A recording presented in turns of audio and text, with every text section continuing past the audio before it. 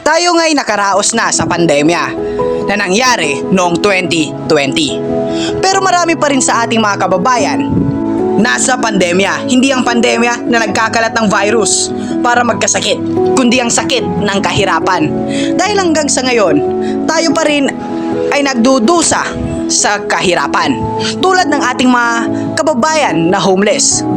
Sila ay walang tahanan, walang makain, o minsan isang beses lang kumain sa isang araw. Hindi natin alam kung anong nangyayari sa kanila sa kalsada. Kaya sa video na ito, atin silang kukumustahin at tutulungan kahit sa simpleng paraan.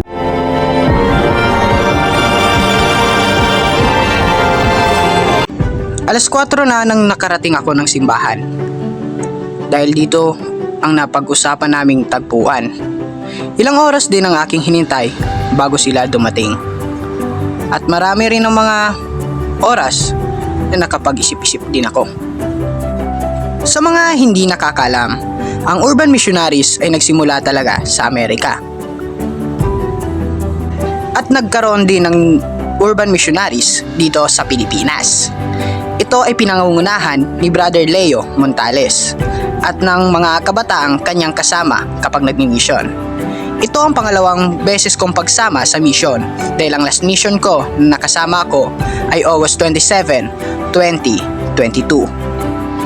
Pero sa video na ito, tayo ay magfo-focus sa Urban Missionaries dito sa Pilipinas. 3 taon na rin nila itong ginagawa dito mismo sa Pilipinas. At ang mission house naman ay matatagpuan sa San Ramon, Daraga, Albay. Dito lang din naman ulit sa probinsya ng Albay. Ako nga pala si Ivan Año Nuevo at maligayang pagdating sa aking munting channel. Sana'y inyong suportahan ang aking channel. Halina't sinisimulan na namin ang pag-mission. Inabutan na nga kami ng traffic sa daan dahil sa inaayos na kalsada dito sa Tabon-Tabon.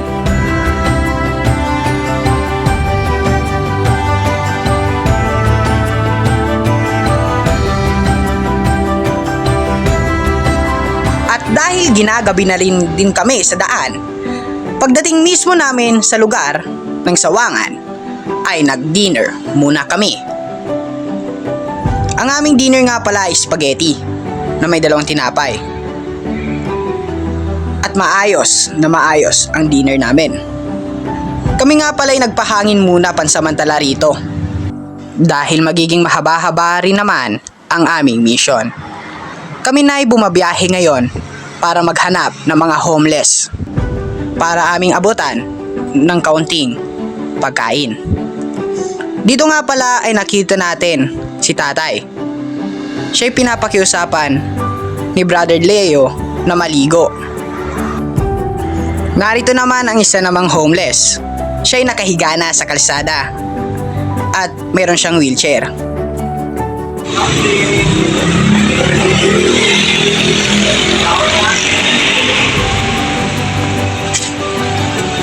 Nung una ay akala namin ay wala siya rito dahil hindi namin siya nahanap. Pero buti na lang ay narito siya. At dito naman ay mayroon kaming homeless na hinahanap. Pero sinubukan namin talaga siyang hanapin at nalibot na namin ang lugar ay wala pa rin siya. Hindi namin alam kung nasaan siya sa ngayon. Sana sa susunod na mission ay makita namin siya. At sa susunod na spot naman ay may nakita kaming isang homeless. Dito na siya natulog sa mismong tiles o sa sahig. At dahil malalim din na yung tulog niya, ginising namin siya at binigyan ng pagkain. Ito naman si Kuya. Siya hinabol pa talaga namin. Pero nagtaka kami dahil after namin siyang bigyan ng pagkain, ay humingi siya ng pera. Ito naman ay si Charlie. Siya ay kaibigan ni Brother Leo. Siya ay nabibigyan dito tuwing nagmi-mission. Kaya makikita niyo sa video na close sila ni Brother Leo. At may nakita naman kami na isang homeless dito sa tabing kalsada. Siya ay aming pinuntahan para bigyan ng maiinom at makakain.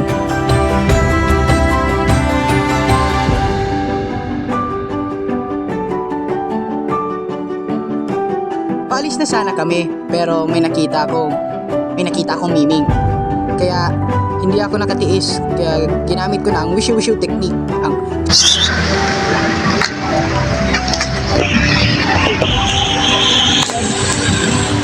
Sino Brother Leo nga pala'y humihingi rin ng mga donasyon para mapagpatuloy ang pagmimisyon. Nasa harap nyo ngayon ang mga accounts na pwede nyong paglagyan ng mga donasyon para sa mga ating mga kababayan na homeless. Mas maraming donasyon, mas maraming matutulungan at maaabot. Ako nga po ulit, si Ivan Añonuevo. At nag-iiwan ng katagang, mahalin mo ang iyong kapwa tulad ng pagmamahal mo sa iyong sarili.